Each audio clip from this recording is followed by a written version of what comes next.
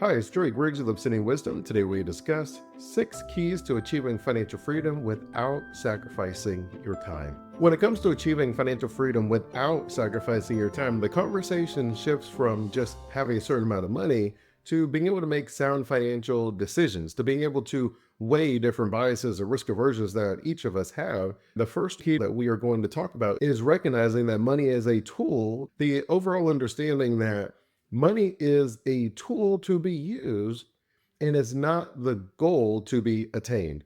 That for most of us, when we think about a certain amount of money, we're really trying to figure out what a lifestyle is. And a lot of the time, because we're not 100% sure how to mathematically calculate what that lifestyle would cost, we try to just have a whole bunch of money.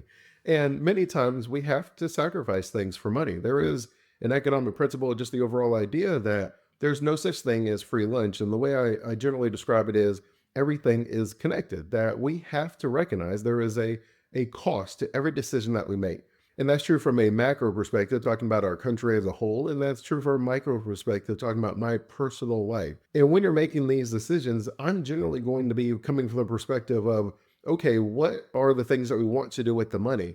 And the reason I always start there is because if I know what you want to do with the money, I can help make sure that you don't sacrifice the things that matter to you most. And for most people, when you're talking about financial freedom, you really want control of your time. There is an African proverb that says, wealth which enslaves the owner is not wealth. For most people in the world, Friday is the best day of the week because that's the day that you can go to sleep when you want to, you can kind of do what you want to, you can wake up the next day when you want to. And then Monday is the toughest day for most people because you know that you have to go do something that you maybe wouldn't choose to do if you didn't have the financial constraint deciding it for you. And so for most people, the conversation starts by recognizing, hey, if you don't have to consider money, what would you do with your time?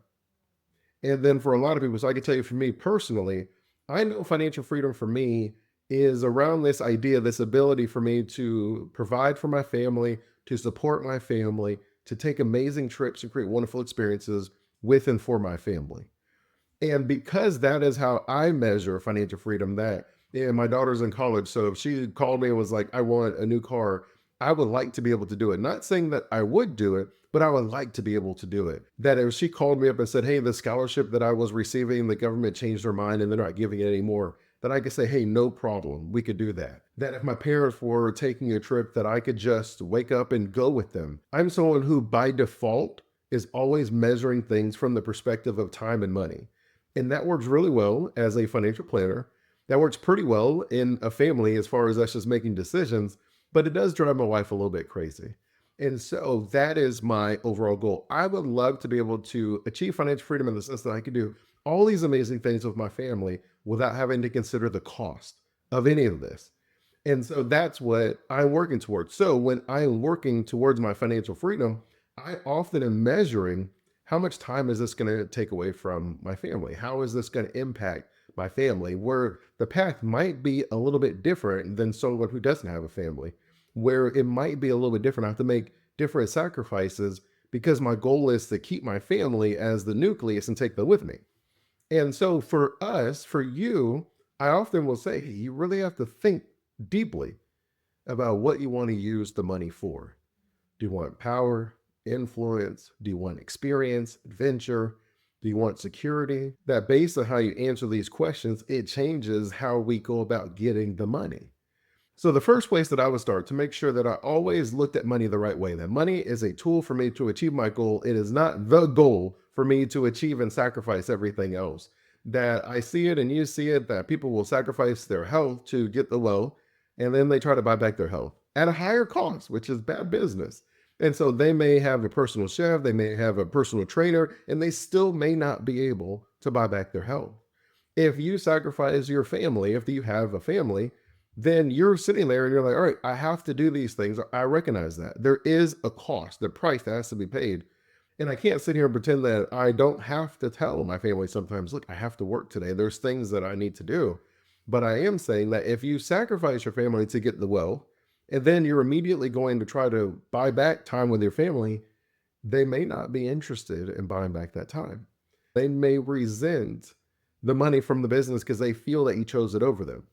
And we're not here to judge whether or not that's a fair choice and whether that's immature, whether they should understand that. We're just simply saying that there is a cost and we should always measure the cost. You hear me? And I'll say that all the time till the cows come home, that there is a cost to everything. And that if someone doesn't tell you what the cost is, you are the one that's paying it, right? Even when it comes to financial planning, you should know how the financial planner gets paid. Me, I'm a fee only fiduciary. I am paid directly by my clients. If you compare me to the person, maybe a personal banker at a bank, well, no, they don't charge you anything. But then you have to ask yourself, how does that person get paid? And you and I both know they get paid from the bank. So then who designs the game? No different than a casino. The dealer doesn't get paid by us. The dealer's not doing anything wrong. But every time the dealer gives you a card, the casino is at the advantage because they design the game and the dealer works for the casino. So the dealer is administering the game that the casino designed, which high level is a large reason why I am very small government, conservative, balanced budget, libertarian type of vibe. Because I genuinely believe whoever designs the game gets to choose the winners. And I don't think that the winners should be chosen. Now, it doesn't mean you can't overcome them. I'm just simply someone who doesn't think the winner should be chosen. And so when you are recognizing that money is a tool for you to use, that really means that you should write down all of your goals, everything that you want to do. And I'll put up the beginning of happiness wheel that I often share with my clients. You need to recognize each of these categories, which ones you feel really good about. I promise you that's where you spend your most time. And which ones you don't feel that great about. I promise you it's where you spend your least time. And then we adjust your time in a way that you feel pretty good about all of it. Now, that doesn't mean that you spend the same amount of time in all of them, because obviously there's only so many hours in the day and everything has a cost, but that you feel pretty good about them, that you're not neglecting any part of your life. The second key to achieving financial freedom without sacrificing your time is addressing loss aversion and behavioral biases. You guys have probably heard me, and I say it all the time, that 65% of self-made millionaires have at least 3 streams of income. And the IRS says that they recognize 7 streams, one of them being earned active income. And for you to be able to generate the income that's not directly tied to your time, which means you do have to spend some time in it. I'm not telling you you're going to go kick it up on the beach with the backpack life, but what I am saying is that it's not one-to-one to your time. That you may put time in the beginning and then receive income for the next 5 years. You may put time in for 3 years and receive income for the next 30 years. That is not directly tied to your time forever. And that ultimately is generated by 3 asset classes. You're going to invest in real estate, you're going to invest in the stock market, or you're going to invest in a business. And once you're in these asset classes, that gives you access to all the additional streams of income that even you find the IRS is actually much more friendlier in the way that they tax these other streams of income. And once you decide which asset classes or which streams of income make the most sense for you, it's important that you create a systematized investment approach. We all deal with confirmation bias where I know this is a great industry, so I find the news that says it's a great industry. We know that even from a political perspective, that if I want to know why my choice was the right choice, I know which network to watch. If I want to know why the other person is the wrong choice, I know which network to watch. That confirmation bias is a real thing, and it's something that we all have to take a step back from an investor perspective, at least, where we will say, all right, I need to put a system in place. What is my investment philosophy? At what point do I buy stocks? At what point do I buy real estate? At what point do I invest more in my business? At what point do I invest less or sell? And because we measure losses greater than we measure gains, that is why it normally is a good strategy to use the 3 bucket strategy. And I have talked about this all the time because I do like it and it works for a variety of situations. Not every situation, but a variety of them. And the idea of the 3 bucket strategy is I have a conservative bucket of my investments. That's normally going to be cash and cash equivalents. That could be CDs, money market accounts, and just cash. I use that as my normal everyday living. That's why it's set aside for 1 to 2 years, which gives me the ability to have my second bucket, which is going to be my moderate investments. So these are going to be things that I have about a 3 to 5 year runway. With my 3 to 5 year runway, now I can invest in things that aren't all the way aggressive, but give me at least the opportunity to keep up with inflation. So my conservative bucket, that's probably not keeping up with inflation. The average CD and money market account, my cash for sure, is not keeping up with inflation. But that's only 2 years of living expenses. But then my moderate bucket, because I'm keeping up with inflation, now I'm investing in things. This could be your pension. This could be a balanced portfolio where you have a decent amount of bonds and a few blue chip companies, companies that are really large, been around for a long time, highly unlikely that they would ever go away. But I recognize there is some risk because they could go away. And what I'll do is, as long as the market is good, over that 3 to 5 years, I will sell a portion of that bucket and then I'll replenish my everyday expenses. If something happens and the market is not doing well, I have 2 years of runway. And if you look at most of the recessions that we deal with, they don't normally last longer than 2 years. It doesn't mean that everything's recovered, but it does mean we're normally at a position where our stocks are starting to go back up and our positions are starting to increase again. This ability now gives me the comfort of saying, all right, even when I'm losing money, it's okay because I don't have to sell in the loss. That leads us to the third bucket where we have our aggressive investments. This is where we recognize I may lose money in this bucket. For me, aggressive, I define that as the ability for your money to go to zero. It doesn't mean that it's a high probability, but it's an ability nonetheless. Your real estate investments have the ability to go to zero. Your investments in the stock market have the ability to go to zero. Your own business has the ability to go to zero. So my aggressive bucket, that is where I know for sure I'm going to outpace inflation if it's obviously winning. The average return, which means that yes, it goes up and down, but on average, it's going up. The stock market historically goes up. Real estate historically goes up. If your business makes it past that first 5 years, historically, it goes up as well. The difficulty that most of us have with our aggressive bucket is once I'm retiring, I need the money a little bit liquid. So I need the ability to sell every single year. And that sometimes lends itself to me having to sell in a down market, which then increases that anxiety that we have of the fear of losing money. And what giving yourself the triple bucket does is now we can leave this aggressive portion that still has a 10-year average runway. And so anytime there's a recession, I am okay in the sense that I'm not going to touch it. I've given myself at least 5 years. And there's not many recessions that go that long. In fact, economically, if we were in a recession that long, we would call it a depression. But what we're saying is over that 5 to 10 year runway, whenever the market is good, I'm going to sell some of those winners and I'm going to move them into my moderate bucket. And then if the market stays good, I'm going to sell some of my moderate bucket and I'll move that into my conservative bucket. And then I live off of my conservative bucket, which has 1 to 2 years of living expenses, which then gives me the ability to sell anytime that the market is doing well and to hold and allow my investments to replenish anytime the market is not doing well, which helps with that risk. And it also gives us the ability to maintain the passive income so that we don't have to think about going back to work, that we have the income streams coming in and we've done it in a way that systematizes it so we don't have to allow the emotional fear to take over and to be like, I'm not going to invest in the stock market at all. You know, my mom, my cousin, my friend, my dog, my cat, they all lost money in the stock market. So I don't get it. I'm not going to invest in it. Because the numbers show that the top 10% of wealth owns 90% of the stock market. So what did the top 10% of wealth know that the average person doesn't know? Right. And so I would say that they know that the money is growing in the stock market historically. You just have to be able to ride those waves, which requires a disciplined approach to your investment strategy, which leads us nicely into number 3, which is overcoming the illusion of control. We don't actually get to control a lot of these investments, market sentiment. You've seen that. If you just turn on the TV, you see the stock market is losing hundreds of points here, it's losing 1,000 points in this day. That is then going up 500 points. Historically speaking, whenever you see heavy losses, historically the market has its biggest gains within a couple of weeks of that.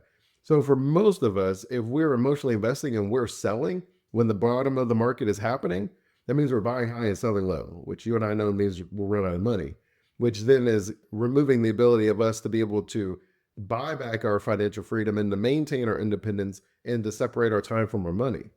But what we often have to do is we have to have a rebalancing approach, which again just removes the emotion and puts a process and a plan in place that allows us to be able to say, you know what, I'm just going to stick to the plan. I know why I bought these investments. I have it written down, and that thesis hasn't changed. My investment philosophy remains intact. As long as that's the case, as long as you still believe in these companies that you're investing in, or these sectors, if you're investing from a sector perspective, or the market as a whole, if you're just investing in an index fund of some kind, then you maintain that approach. And what we'll do is we would then add what we call rebalancing. And that's just a very fancy way of saying I know which sectors and industries and the amount of risk that I'm willing to take and how much money I need to achieve my goal and what investment return I need over time to where I can say, all right, this approach, this investment philosophy achieves that goal. And then all I have to do is rebalance my portfolio. And that's just recognizing that at some point in time, there's going to be a part of your portfolio that is outperforming the other parts. It won't be exactly matching the numbers, but I will show you a graph that just shows you the ideas of it. But basically what we're saying is if I had $1,000 portfolio, 10 stocks, and I put $100 on each stock, and let's say one of my stocks is doubling in value, went up to $200. So now it's actually 20% of my portfolio. It was supposed to be 10% because I wanted $100 in each, but that would double. So now it's $200. And the other one went to $50. And so now you're sitting there with a decision. You have one stock that's doubled in value. You have another stock that's half of its value. Which one would the average person want to put more money in? And which one would the average person want to sell? And I would agree with you. The average person would want to double the money that's doubling. Hey, I put it in $100, I got $200 out. That means I get twice the value. I'm going to go ahead and put 500 in there and see if it gives me 1,000 out, which high level sounds like a good idea, but what's the issue? The issue is now you're buying high. And then where are you going to get the money to buy more of that stock? You're going to take it from the one that decreased in value, which means that we're selling low. That I bought it for $100 and now I'm selling it at $50. I've locked in my loss. The other one, I bought it for 100 and now I'm buying double the amount for 200. That decision-making process causes a lot of investors to lose money because that's how we are as humans. We have a loss aversion. It just is a very fancy way of saying that we measure losses greater than we measure gains. That if I started with $100 and I gained $100, I would feel pretty good, right? Hey, I made great choices, great job. But then if I lost $50, I'm still up $50, then I would feel much worse about that $50 I lost than the good I felt about the $100 that I gained. And if you allow the emotional bias to make these decisions for you, it can definitely decrease your ability to achieve that passive income, that financial freedom. And so once we put a rebalancing approach in place, which is the opposite, what we'll do is we'll say, hey, that one that's crushing it, that's $200 now, is only supposed to be $100. So I'm going to take $100 and sell it for my winner, which you're sitting there like, my winner, I know. But we have to rebalance it. We have to bring it back to the $100. So then what do we do with the $100 that we just sold? We're not going to Starbucks. We're not going to go spend it on a cup of coffee. We're going to buy the stock that's losing, the one that's at $50. And we'll say, all right, I'm going to buy more of that stock because I believe in that company. I believe in the investment allocation I put together. I know that I have a certain amount of risk in this portfolio. I know that I have certain industries that perform in a certain environment. I know that this plan is going to work. Dre told me that the study said that 90% of your investment return is based on the allocation that you create for your portfolio, which means that less than 10% of the portfolio is the individual stocks that you choose, et cetera, et cetera. So as long as I maintain this portfolio, historically, I should be able to maintain the return that I need to be able to achieve my retirement goals, where I'm maintaining the ability to buy all of my time on a consistent basis. And maybe I even grow my investments so I could buy my spouse's time and my children's time and where I can create generational wealth. That starts with you having a systemized approach of buying and selling stocks. And so you need to have that strategy in place. That's why it's so important that you have that investment philosophy that you believe in, that addresses all of the concerns that anyone would have, that reconfirms I made the right decision when I bought that stock. Everything that I said is important to choosing a stock, or obviously you can do that with real estate, you can do that with your business. You need to just have that philosophy laid out. You need to list the thesis, what you believe to be true about this stock. And then if that thesis changes, you should be comfortable saying, all right, I need to find the next best investment. People ask me all the time, they're like, Dre, at what point do I sell? And the answer is pretty straightforward. It's always the same. When you have somewhere better to put your money, you should sell. When you have somewhere better to put your money, as long as the place that you have currently is the best place to put your money, then you should maintain that. And the process of you finding a better place to put your money, that's where it gets a little complicated. You know, what data, what metrics, what information are you using to make that decision? And how often are you reevaluating and updating that decision? I have a list of companies that I like and I watch, and they're not currently at a price that I can make money. Think of it like Shark Tank. They'll sit there. It is not always that they don't believe in the business idea. Is that the number that they want, that they're selling it at, makes it not profitable for them. That you'll see people and they'll say, oh, you got in on the first round of funding versus the second, and it's a different evaluation. It changes the numbers. And so sometimes they don't say no because they don't believe in the idea. They say no because it's not at the right price. And sometimes they say yes because it is at the right price. Now, I wouldn't do that with my retirement funds. I would be someone that's looking for really good companies, and then I would even lean towards investing in really good companies even at a slightly higher price because it's a long-term investment approach than I would be investing in a average to not good company at a really good price because over the long term you already know which one is going to work out for you. Next on our list is hedging against lifestyle creep. Now, we've probably heard that phrase before. It's just the idea that as I get more money, I live a better lifestyle. And in many ways, the way we make that decision is I am sacrificing in the short term. And I believe at some point I should reward myself. That I'm eating ramen noodles every day, and my friends are going out, and I'm paying off my college loans, and my friends are taking trips. And I believe that at some point I should be able to have some of the good life too. And so we get the first raise and we maybe take a trip, or we get that new job and that promotion and we buy a house, or we add a fence, or we update our car. And that is what lifestyle creeping is. And in many ways, the way that you would need to decide is again going to be a system. And hopefully you're recognizing a theme.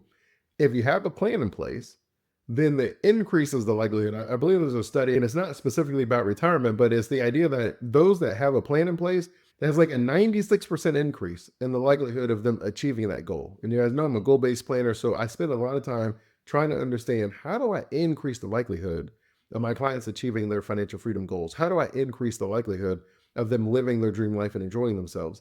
And it said having a plan in place exponentially increases the likelihood of achieving your goal. One simple strategy is an if then. And all you'll say is, if I do this, then I'll do that. That you just have the plan in place. In this particular study, it was someone who was trying to eat healthier. And they knew that every time they went to lunch, they went to this fast food place with their friends. And this person would say, if I go to lunch with my friends, then I'll order this item. So it does require a little bit of planning ahead of time. They have to look at the menu ahead of time, decide what they want to do. Or someone who was trying to quit smoking and they said, if my friends go outside for a smoke, then I will go on a walk. And so you just have the plan in place and it exponentially increases the likelihood of you achieving your goal. And so for you to keep yourself from lifestyle creeping, you could put guardrails in place. And all a guardrail is it's basically saying, I won't increase my lifestyle by more than 5% in any given year. And so you do have to know what your lifestyle generally runs you. And then you do 5% increase or 10%, whatever that is. You just need to say, I'm not going to pass whatever that level is. And that is your guardrail. And so if you're using the if then strategy, you would say, if I get a promotion, then I won't change my eating habits. Or if I get a new job, then I won't buy a new car. That you just kind of put the little bit of pieces of a plan in place. And once you really design your life, I'm telling you, the freedom and the peace of mind that you feel, knowing that I at least have a plan of what I'm going to do. It's not to say that everything will be rainbows and skittles, but it is to say that I have trained and prepared for this event, this opportunity. And we talk about in sports all the time, the idea that if you've been to the World Series or the Super Bowl before, that you have an advantage over the team that's never been there. You know everything from the hotels to the tickets to the family member that's going to be in charge. It's like everybody knows how it's going to go. There is no question. There's no uncertainty. And as a result, it's like you're just focused on the game at hand. And that's how I feel about your retirement. Once you have a plan in place, all the pieces in place, now you don't have to worry about all that stuff. You just focus on achieving your financial freedom and maintaining that financial freedom without sacrificing your time. Number 5 on the list is optimizing time through delegation. This is the simple idea of who, not how. Who, not how, which is a fancy way of saying, don't spend your time trying to find the course or the book to learn this thing. Spend your time trying to find the person who already knows this stuff, and I can leverage them to achieve my goals in life. And I know that this is one that I struggle with a lot, that we really have to change our understanding of things. That the way that I grew up and the way that I seen things is the person who's working the hardest, who's spending their time in the dirt, on the ground, grinding, is the person who is working the hardest. But then when you look at people who are successful in different ventures, they're often leveraging other people. That Steve Jobs, who is considered one of the greatest inventors of our time, that he was not the engineer that designed the iPhone. He was not the engineer that designed the iPad. That he had engineers that did this, that he went out, created Pixar, a phenomenal storytelling company. And again, the same idea. He wasn't the person who was creating the animations. He wasn't the person that was writing the stories. He was the person who had the vision and leveraged great talent. And so, in many ways, there is a mindset shift that we have to switch from, that those who have financial freedom have already made the shift, that we're measuring success with the wrong metrics. That is not about you being able to say that you did it yourself. It's about you being able to say that you got it done. And then there's a handful of people that I listen to, and one of them, it was asking the question, who makes the most money on the sales team? And they went through a bunch of different things from, well, the person with the best sales list, the person who has the best script, the person who has the best process, who's been there the longest with the most certifications. And he ultimately said it's the person who has the best team. That even if you're the best salesperson, you're not going to beat my team of 50 salespeople. And even if you said you could, you wouldn't beat my team of 1,000 salespeople. And that at some point, it's not what we as an individual can do. It's about our ability to build a team and delegate some of these responsibilities in a way that helps us achieve our goal. And that requires us to change a lot of our beliefs that I'm the best one that can do this. I don't know, maybe, maybe not. But could I train one person, two people, three people that could replace me? And I would say, yeah, probably. And that when we discuss and we'll have conversations with different people and they'll basically say, Dave Ramsey said I could just do index funds. I don't need to pay an advisor. And I don't think he says that as much anymore because now he has an affiliate commission where he receives money from you going through a Dave Ramsey certified advisor, which I'm like, okay, well, that's convenient, right? He went from saying you could do it yourself to pay my advisor. I think Dave Ramsey has an advisor. I don't think, well, none of us are shocked by that. And many times what we do is we almost are devaluing ourselves that most of these people have advisors because it's very difficult for you to be great at what you do and great at what I do. Right? We're just going to keep it real. And that even though I have a lot of tax experience and I have a lot of tax strategies from an investment perspective, I don't have the umbrella of information that a CPA has. I can talk about tax loss harvesting. I can talk about investments and how they're treated from a tax perspective, inheritances, rollovers, and different things. But can't I cover the vast information a CPA can? No, I can't cover the vast information a CPA can. And so there is a benefit of having these people who specialize in different things on your team. Am I saying that you have to pay someone to mow your grass? No, I'm not saying you have to. But I am saying that at some point we have to recognize that a part of my freedom, whatever that looks like for you, requires me to use my money to actually buy the time. That this is on that list of things that I'm spending my money on. And a part of your freedom, a part of you having your time, requires you to pay people to do different things. And that's how you maintain your freedom. You can't have the money and then spend all of your time managing the business and your investments and your real estate properties. That's a really difficult proposition. You've almost created a very high level stress job. Sure, it's a high paying job, but you created almost a job for yourself. And for you to manage all of these things and still have time for your family and the trips and everything. I mean, again, I don't know exactly what your ideal lifestyle looks like, but I assume that it doesn't require you managing everything. And then you're like, well, oh, don't forget the taxes. And that changes every year that we have new bills passed literally every presidency that changes the tax code, which you would then have to keep track of. And then, oh, don't forget, we're changing regulations so that changes which companies are winning. That's just a lot of work.